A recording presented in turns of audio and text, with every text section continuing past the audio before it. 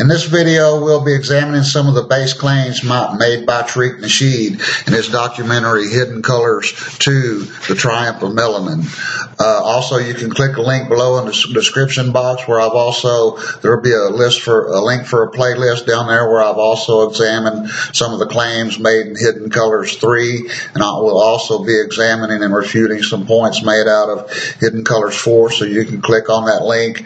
Basically, the clip that I'm about to review says that because blacks are melanated, they're gods. They used to have a great civilization, and in Egypt, which that's a false claim that I refute in one of the videos in the playlist below, and claims that they were the first inhabitants on all the continents, especially even in North America and South America. They were there before the Indians, Native American Indians, and they were in South America before the Aztecs and the Mayans.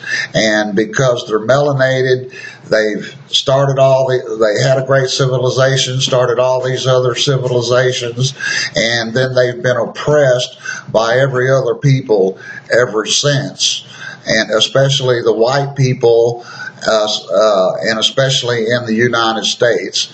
And so, the whole gist of the documentary is that even though people have tried to destroy the black race, because they're melanated, that means they're gods, and they have not been able to destroy the blacks because they're melanated people and other people are not.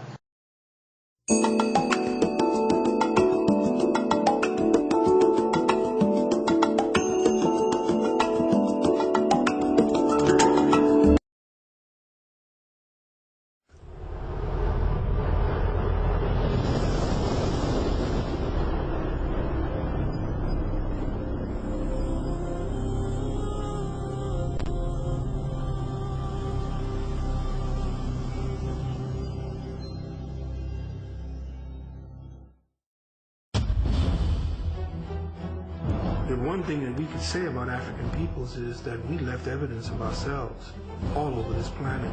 And that's the problem with European scientists. The deeper they dig, the blacker the planet gets. And what we have been made to see now is this infusion of European, philosophies about what the past was, and no one else on TV is actually giving us evidence of what we were, who we were, but Europeans.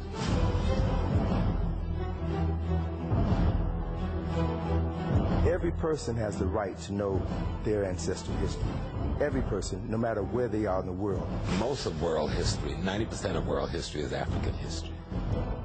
And even that 10% Africa is extraordinarily involved in making it what it is. You won't find a painting, you won't find a statue, you won't find a monument anywhere prior to 1500 that isn't Africoid in some way, shape, or form.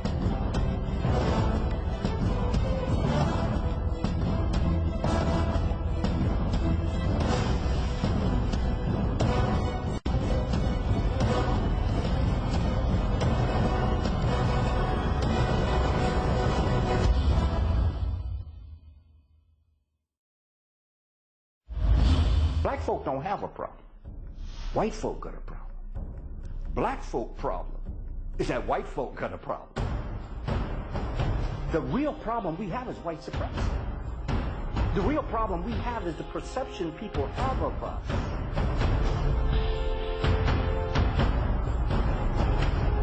In 1790 up until 1965, the immigration laws play almost zero for black folk.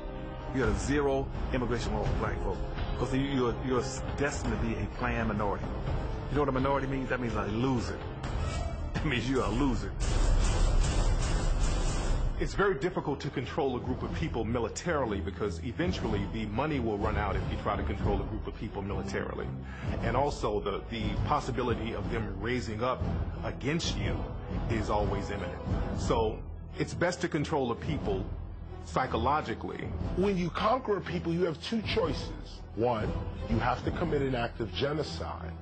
Either you wipe them out completely, complete act of genocide so that you can take over the resources of the land. Or You kill the warrior class of these people, and you enslave the children and the elderly. This is just war history. In our situation, meaning those that live in the United States, the choice was enslavement, not genocide. That means that from a child, you have to be taught that everything about you is wrong. Everything about who you were and where you came from is wrong. And I mean wrong, immoral and illegal. Everything you're fixing to hear about melanin is wrong.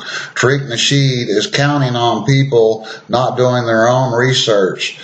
Basically, there's not just one type of melanin, there's 3 different types of melanin, and black people don't have more melanin than other people, they just have a different type of melanin. I'll go deeper into melanin, the different types and their functions here in a little bit.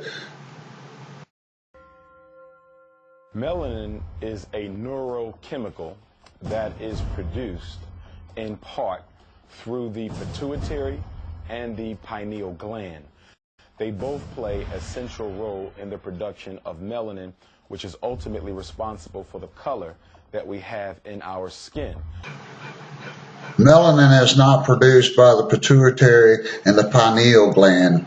Rather, there's 3 different types of melanin. There's eumenelin and phomenelin, which are pigments, nothing more than pigments, and they are made by a specialized group of cells in the skin known as melanocytes. And then there's neuromelanin, which is a neurochemical. It's made by the catecholaminergic neurons in the brain. Now, historically, it had always been thought that melanin played a significant role in the intellectual propensity of African people. For example, when you study some of the Greek writings on melanin or the color of Africans, many of the Greek philosophers believed that melanin played some sort of a role in how Africans had been able to create and develop some of the sciences that they had come to be known for. So melanin was always considered an intellectual sort of a chemical. There is no proof that melanin is an intellectual chemical. The National Institute of Health says concerning the discovery of the human melanocyte, it says around 2200 BC, the first written description of human pigmentation disorder, most likely vertigo, was recorded, and from that moment, the history of research into human pigmentation can be traced. For the following 4,000 years, the origins of human skin color remained an enigma that was to generate a multitude of misconceptions. Even after European physicians began to dissect and compare dark and light colored skin to reveal its underlying anatomy, the origins of skin and hair pigmentation were a matter of frequently erroneous speculation. The true source of human pigmentation was only finally revealed with the discovery of the melanocyte in the 19th century. And so melanin wasn't even discovered until the 19th century, after they discovered the melanocyte cell in the skin. Also, there's the National Institute of Health also published a study called A Critical Review of the Function of Neuromelanin in an attempt to provide a unified theory, which they say that there's a lot of purposes to neuromelanin, all the way from providing the color in the brain to helping the nervous system function better, but there's nothing in the report that says anything at all about neuromelanin or any kind of melanin contributing to intelligence. The pineal gland, which produces melanin, it's shaped like a pine cone, and the origin of the word pineal literally means resembling a pine cone. Now, in ancient symbolisms, the pine cone has always been represented because people knew the importance of the pineal gland as it related to melanin and the universe. Melanin is a molecule, and the concept of melanin is it is black in its nature, and we find it in the cosmos, we find it in the heavens, we find it in water, we find it in land, we find it in everything that exists. As we've already established, melanin is not produced by the pineal gland. Also, melanin is not found in everything on Earth and in the universe. Melanin is only found in living organisms, mostly in primates, more so in primates than any other species. Also, it's not true that melanin is black. Of the two skin pigmentation melanins, eumenelin and phomenelin, eumenelin is black and purple, and phomenelin is red and yellow. The sperm of the male and the egg of the woman, they're both layered with melanin, so that when the sperm penetrates the egg, there is a melanin explosion, and that melanin helps to formulate the fetus within that egg, and that fetus is literally coated with a melanin substance. And that melanin substance then goes on to form the brain and the central nervous system. So every human being begins with a melanin explosion. Melanin is an intelligence. It's an intelligence because it is the dynamic, the primary dynamic in every part of the cell. It's a primary dynamic in the core of the human being as well as to the surface of the human being.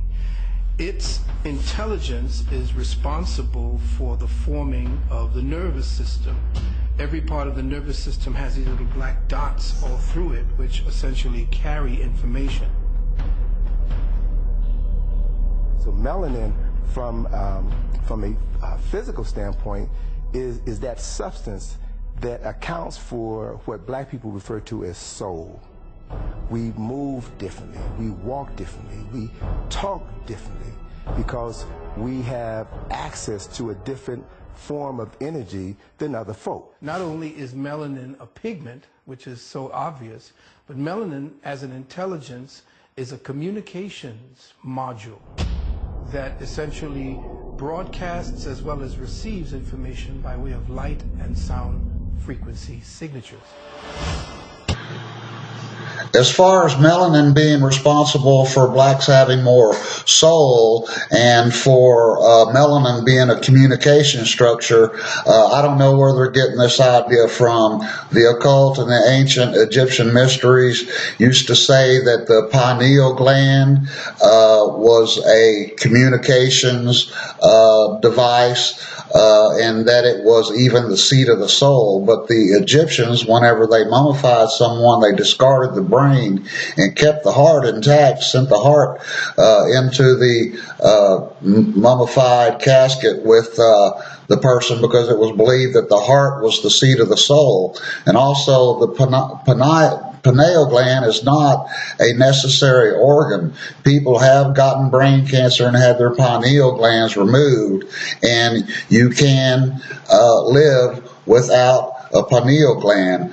But these ideas of the pineal gland being some kind of extra sensory perception device, and that it is magical and has people with it have ESP and all kinds of other things, that is just not true. That's just occult folklore.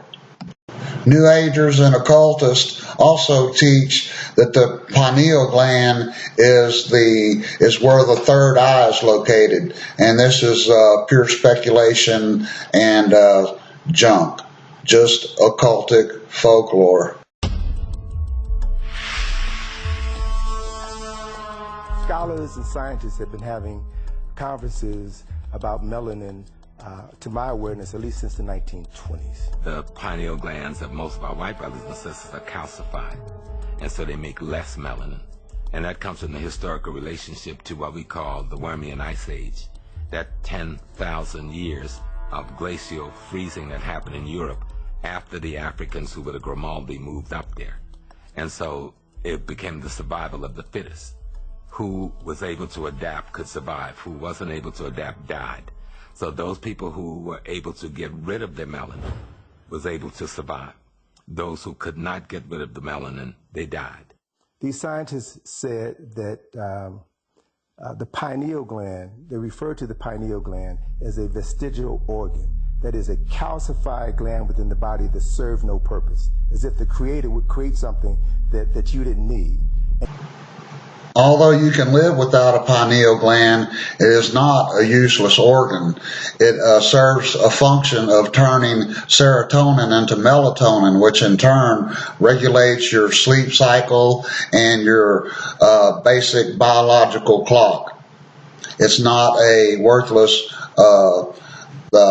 organ that God gave you because that you didn't need. You actually need it, even though you can function and live without it by taking a supplement, a melatonin supplement that you can get over the counter at any drugstore or even at Walmart.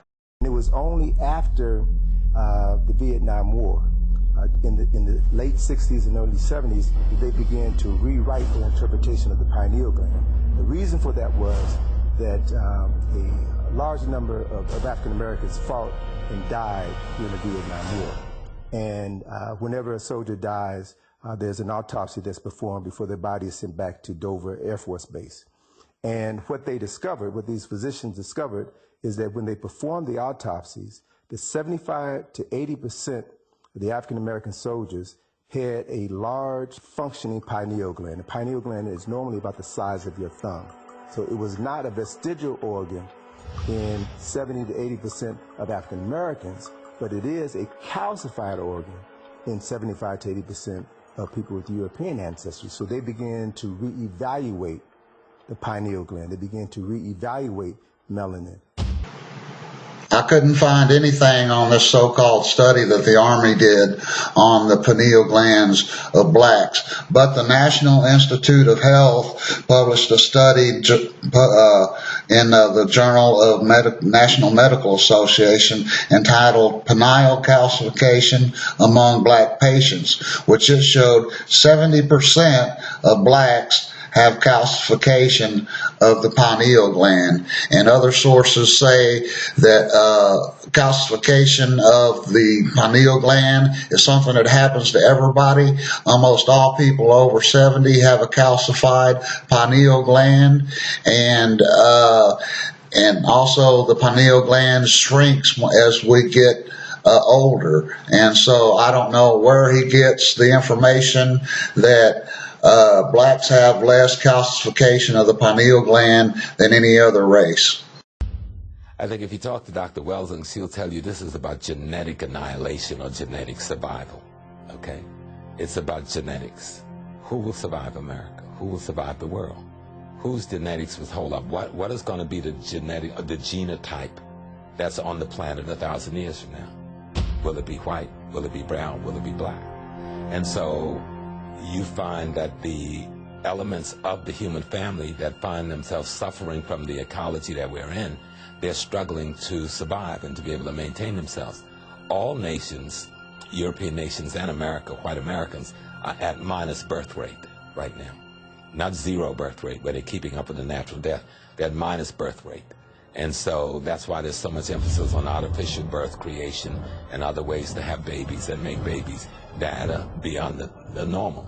And you'll also find that this adopting black babies, the Haiti thing, getting the children out of the Central African Republic and Chad, adopting Filipino babies, Latino babies by the white community on such a high level is to infuse their gene pool with the melanin. White people are not having less babies because of a melanin deficiency. Just like everybody else, back in the old days, white people had a lot more children, had very large families, and that was because something like 60% of our population was involved in farming, and it took a lot of children to help run those farms. But these days, whites are having less babies, not because of genetic purposes, but just for practical purpose. And also, they definitely are not adopting black babies, or whites are not having intersexual relations with blacks to infuse the gene pool with melanin. Whites have their own melanin. As a matter of fact, melanin is not an advantage in life. All races except for a few very, very pale white people have an adaptive form of melanin, which means that the more you're out in the sun, the more you will tan, the more you will darken. And so melanin does not have any really benefits except for it helps as a sunscreen. But also dark melanin that is in that blacks have a high amount of, the fumonelin, I think it is, or the humanelin melanin. There's some things about it.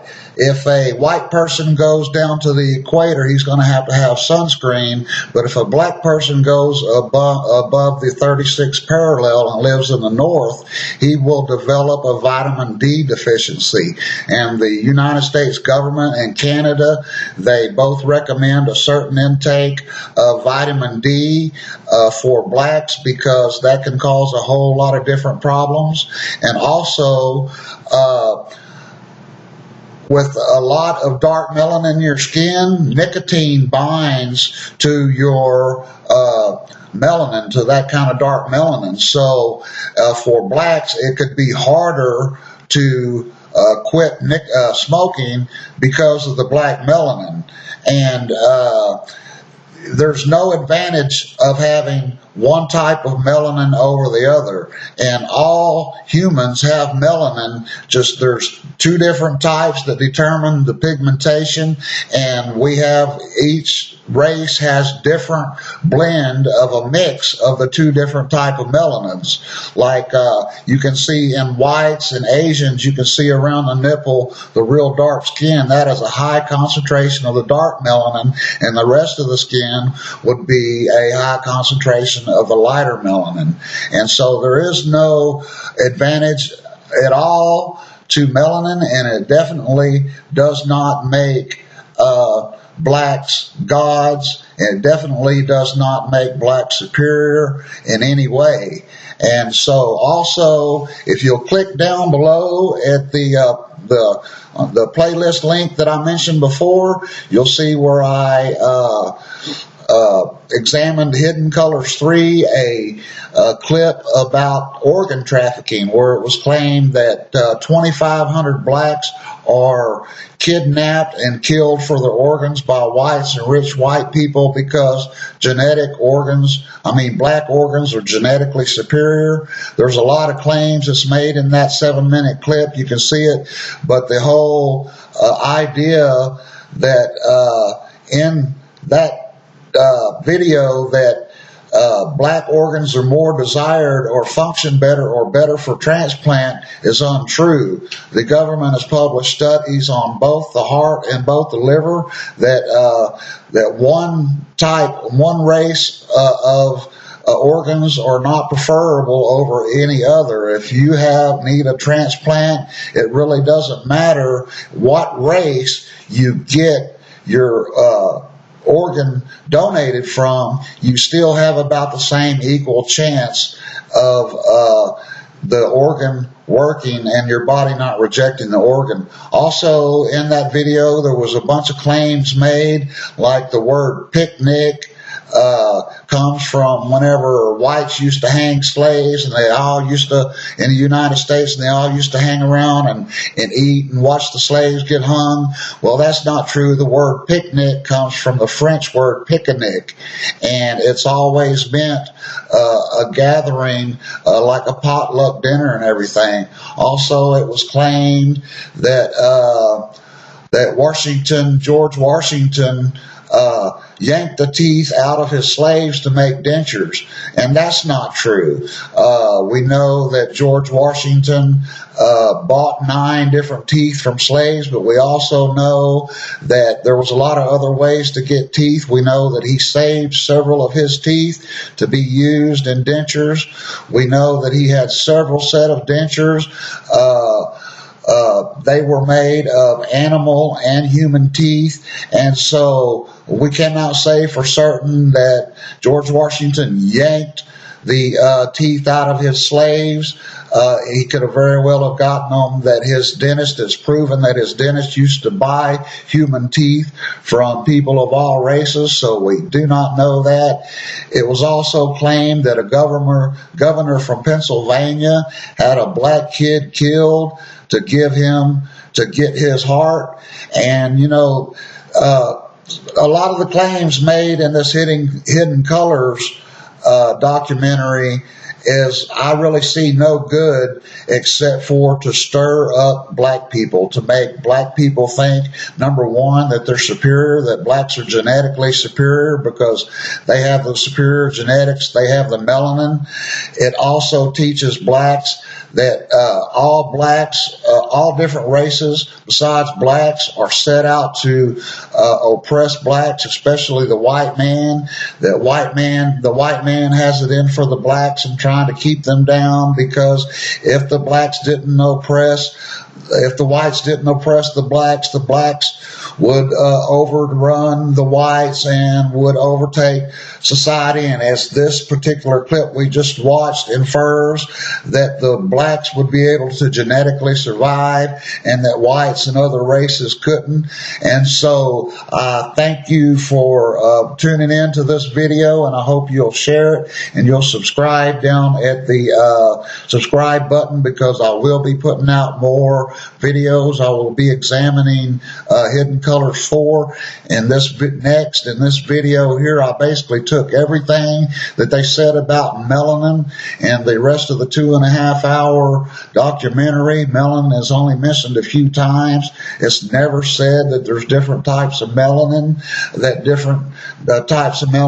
there's different functions to melanin. None of this is said.